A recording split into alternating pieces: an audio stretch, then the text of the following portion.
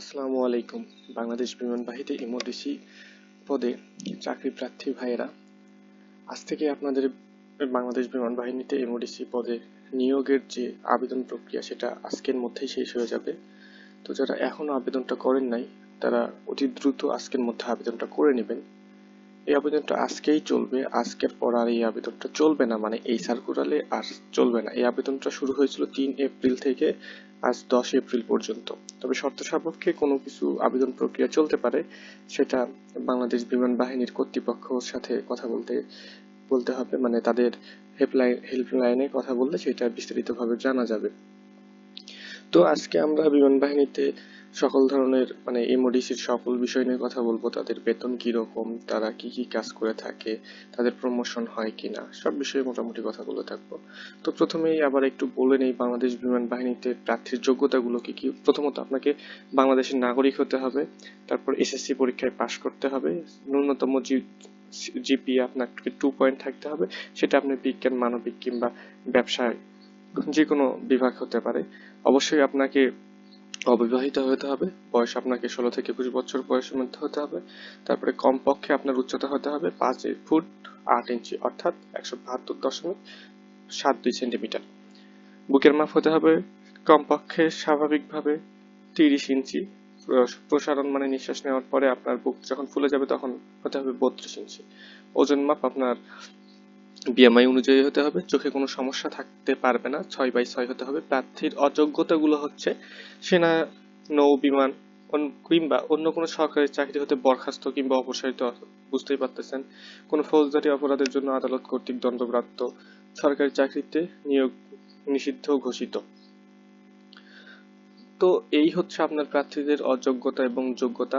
এবং বাংলাদেশ বাহিনীর বিমান বাহিনীতে যোগদানের জন্য আপনারা যদি কোনো সুপারিশ করেন কিংবা কোনো আর্থিক লেনদেন করেন কিংবা ভুয়া ঠিকানা, ভুয়া সনদ ইত্যাদি যদি কোনো মানে চিটারি বাটপারি করে থাকেন, তাহলে আপনার জন্য আইনানুগ ব্যবস্থা নিতে হবে। এখানে শুধু অনলাইনে আবেদন হবে, অনলাইন আবেদন ছাড়া কোনো কিছু হবে না। মানে অফলাইনে কোনো আবেদন হবে না, অনলাইনে আবেদন করতে হবে। আর বেতন ভাতা প্রশিক্ষণকালীন সময়েও 8,800 টাকা, তারপরে একটু বেতন বাড়তে পারে। তারপর হচ্ছে এটার প্রমোশন হবে ওয়ারেন্ট অফিসার পর্যন্ত সম্ভবত। তবে এটা ইমোডিসির আপনার প্রমোশন হয়ে থাকে। এবং এটার কাজ হচ্ছে ক্যান্টনমেন্টের ভিতরে গার্ড প্রদান করা এবং জাতিসংঘ মিশনে গমনেরও সুযোগ সুবিধা আছে। এবং নির্বাচনী পরীক্ষা কি কি আসবে?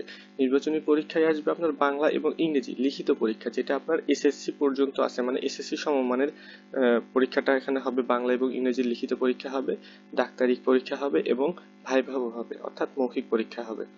আপনার পরীক্ষাটা হবে 13 এপ্রিল থেকে 17 এপ্রিল পর্যন্ত। আপনার রোল সিরিয়াল অনুযায়ী আপনার 13 তারিখ থেকে 17 তারিখের মধ্যে আপনার বাংলাদেশ বিমানের বাহিনীর ওয়েবসাইটে আপনার রোল প্রকাশ করা হবে। সেই তারিখ অনুযায়ী আপনাকে পরীক্ষা দিতে হবে। পরীক্ষার কেন্দ্রে আপনার সকল প্রকার ইলেকট্রনিক ডিভাইস, মোবাইল, ক্যালকুলেটর, ঘড়ি, ব্যাগ বহন করা সম্পূর্ণ নিষিদ্ধ। অবশ্যই পরীক্ষার দিন পরীক্ষার্থীকে সকাল 8 ঘটিকার মধ্যে আপনাকে সেই বিমান বাহিনীর তথ্য নির্বাচনী কেন্দ্র, পুরাতন বিমানবন্দর, তেজগাঁও, ঢাকা, সেখানে আপনাকে উপস্থিত হতে হবে। অবশ্যই উপস্থিত হতে হবে। এবং আরেকটি কথা সর্বশেষে আপনাদেরকে বলতে চাই, যারা এখনো বাংলাদেশ বিমান বাহিনীর এমওডিসি এয়ার পদে নিয়োগ হয়েছে কিন্তু আপনারা আবেদন এখনো করেন নাই, তারা অবশ্যই আজকের মধ্যে আবেদন করে নেবেন। অন্যথায় এই সার্কুলারে আর আবেদন করার সুযোগ থাকবে না।